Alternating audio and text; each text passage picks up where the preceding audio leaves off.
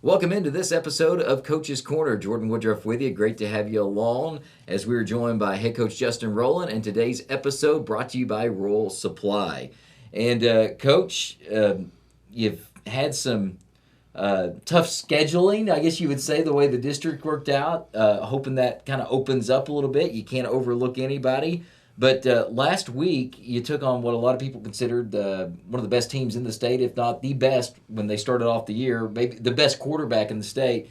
Turned the ball over 4 times. I know you get the loss, but you don't get blown out of that game after turning the ball over 4 times. So I thought there was a lot of good that you actually could take out of that. No doubt. I thought, like we talked about last week, the defense is going to get better and better. Those young guys are going to figure it out more and more. And when you look at it from just that game from a defensive perspective, I thought they competed really well. When you make it come down to their 2 best kids having to make 2 of the best plays of the night to beat you, you can settle for that. And I think offensively, that they're going to be frustrated. Turn the ball over 4 times, outgain them, I'm pretty sure. But when you watch the game, you never felt like they could really stop us. It was just us stopping ourselves. Yeah, and that's the thing, 4 turnovers. And then I always credit your defense. I think they only gave up 1 touchdown off those turnovers. When you turned over 4 times, that quick turnaround, your defense did well. I mean, it was kind of opposite of what we've seen in some games, right? Where it was the offense that we've seen at times that got things going. The defense couldn't get the stops. It's kind of, for this game, it was the other way around against the best team, one of the best teams in the state. It was, a little bit. And I think we talk about it all the time, sudden change when the ball gets turned over. You got to make something happen. But it was really positive from their approach of responding. And then, the offense was still going on drives. So we were getting a pretty good rest. Regardless of the score, we're getting a good rest. But I think it's just one of those things where each week, and offense is going to sometimes just be out of this world. Defense may be out of this world. But it's getting it all together to come as one. That's what we're looking for. All right. One thing that I've noticed, too, on the defensive side of the ball, it seems like the longer we go on, there's more kids stepping up. Like it's one of those things. It's like, okay, we thought here's the linebacking core, but now we got 2 or 3 guys that maybe played a little bit. Now they're stepping up and they're in the big moments. So the depth that's developing defensively is impressive. Yeah, it's fun too. We try and split it up to where we package it together. So if a kid goes on the field, he has a job, he's been working on it all week, he can stay focused on it. And that allows us to use more kiddos, but it'll be the same, tomorrow night. We're going to play a kid like Sawyer Bartley's going to get a shot. And it'll just continue. I love playing young kids, and I think it helps us down the road more than people think. No, I certainly think so. Want to talk a little bit about the secondary, too, because like you said, you faced a great receiver, great quarterback last week. I thought, now I know there were some big catches. That kid just went up and made some impressive catches. It wasn't like you weren't right there. Yes, you'll tell them to go make a little better play on the ball, knock it down, get the interception.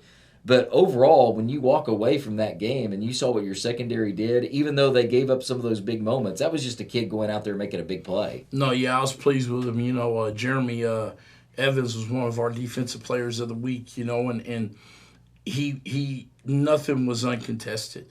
There was nothing wide open down the field from their standpoint.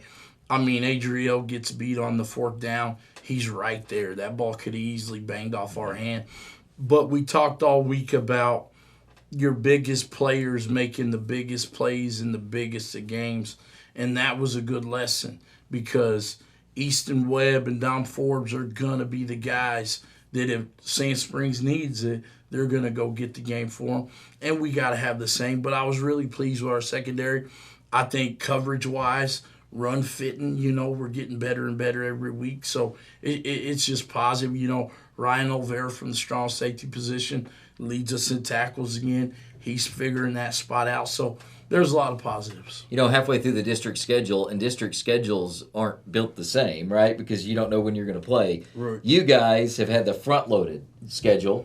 Sapulpa, the opponent coming up, they kind of got more of a back-loaded schedule. So you look at it, Ponca City, 1 and 2, Sapulpa 3-0, but that doesn't really tell the whole story based when you look at who they've played. But this does lead us to a huge game coming up because this is a game that kind of can solidify, in a way, home playoff, right? Yeah, for sure. And I think Sapulpa, they played PC West, Beeville, and Capitol Hill. We played the top three finishers from last year. We've already got them out the way. So, there could be a plus or a minus. We'd like to split one of those games. But, it makes it to where they're kind of riding a high of confidence. And I've told our guys all week, you're going to have to go in there and take that from them. Take that confidence that they've been building over and over and make it be false confidence. Yeah, and with that, Sapulpa, good team. Tim Holt, the coach over there, doing a good job. They're a team that, of course, dropped down to 5A, moved back to 6A last year, beat you guys last year here in Ponca City.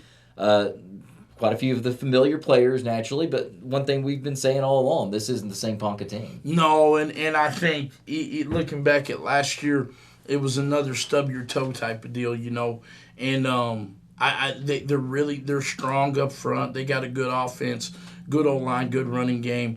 I don't think defensively they've seen what we bring to the table offensively. That's going to be an adjustment. But our kids are going to go into the game confident they can win. And that's the thing. Even though you have got the 2 losses in district play, the confidence, I think, has to be there a little bit because, these kids know Muskogee and Sand Springs look to be the 2 best teams in the district. Now, you go ahead and win out, something happens, you could still maybe finish first or second in the district. That's still out there for you to play for. But, there's a confidence when you've played those really, really good athletes. A lot of guys that are going to be all conference or all district athletes. And now you got these coming up where, it's good competition, but maybe you're not facing as many of those game changer kids on one team as you would. There has to be confidence with your guys saying, hey, we can go in there and now it's our turn to dominate. No doubt. We were talking about that even going into last week, with the Forbes kid at receiver. Until possibly the playoffs, we won't play another receiver quite like that. We won't play another quarterback quite like what we played from Sand Springs as well. Skill kids will be a little bit different. Up front, a little bit different. So there will be a level of confidence, but I think for us, our confidence is going to come from the work we put in.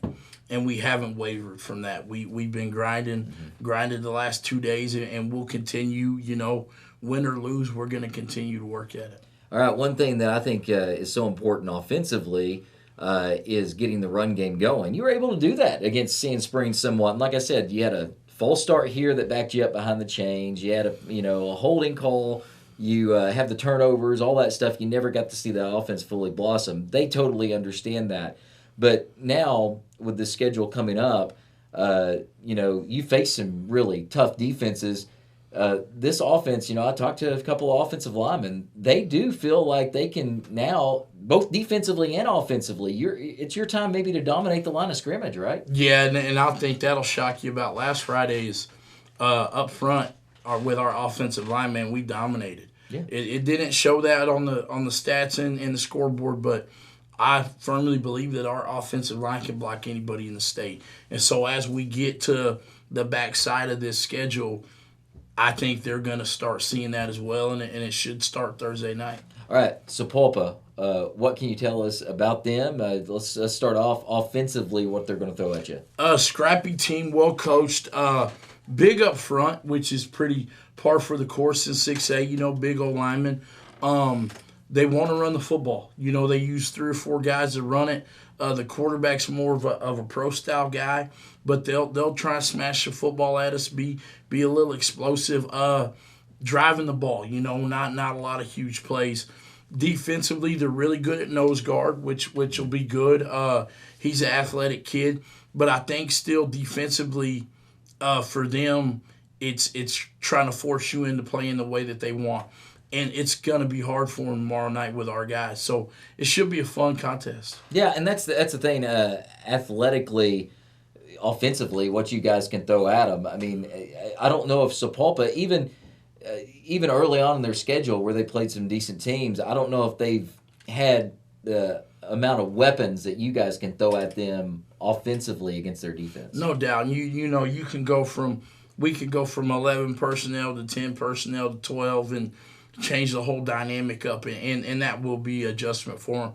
I think the physicality, the beauty of it is we have 3 legitimately physical games already played on our schedule in Mac, Muskogee, and Sand Springs, and that'll help us. Like they haven't seen that part of our physicality, and so it should be fun. You speaking of that physicality, and we've talked about this a few times. I'll mention it again. When you talk about being in those real physical battles, you worry about fatigue and injuries and all that. And once again, Yeah. I'm just amazed in a way based on what I've seen in the past years that here you are playing what most people consider 2 of the top 5 teams in the state, another really good physical team with Lawton Mac that's going to be certainly a probably top 10 team in the state as well in their class. And here it is. You guys are relatively healthy still. And not only relatively healthy, I mean, we're talking about you're still able to go full speed practice, everything else. Yeah, no, it's been awesome. I would give credit to Coach Franklin in the weight room. We've stayed steady in that, where our kids are lifting multiple times a week, running. And like you said, that's the beauty of it is you haven't seen the best portion or best form of us because we're able to work so hard. And we've been lucky, we tackle to the ground every week, almost every day.